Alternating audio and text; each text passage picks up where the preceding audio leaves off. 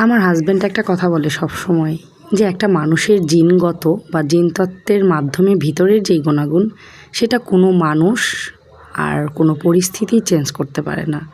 হ্যাঁ, হয়তো একটা মানুষ পরিবেশ পরিস্থিতির চাপে বা সমাজের চাপে 20% চেঞ্জ হয়, বাহ্যিক রূপ দেখায়, কিন্তু 80% রূপ তার জিনতত্ত্বের মাধ্যমে বেরিয়ে আসে।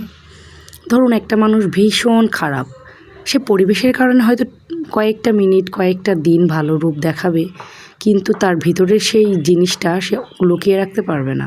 আবার ধরুন একটা মানুষ ভীষণ ভালো, হয়তো সে রাগের মাথায় চিল্লাচিল্লি রাগারাগি করে, কিন্তু তার ভালো রূপটা সে কিছুক্ষণ পরেই বের করে নিয়ে আসে, সে রাগ করে থাকতেই পারে না।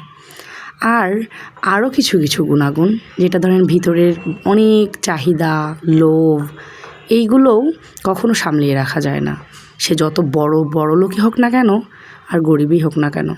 তবে একটা জিনিস আমার বারবারই মনে হয়, সেটা হচ্ছে যে একটা অভাবী মানুষ সে চাহিদাটা শো করবে কিংবা লোভ দেখাবে, এটা নর্মাল। কিন্তু একটা বিত্তশালী ধনী মানুষ সে যদি ছোটোলোকি করে, প্রচুর চাহিদা দেখায়, লোভ দেখায়, এগুলো মেনে নেওয়া যায় না।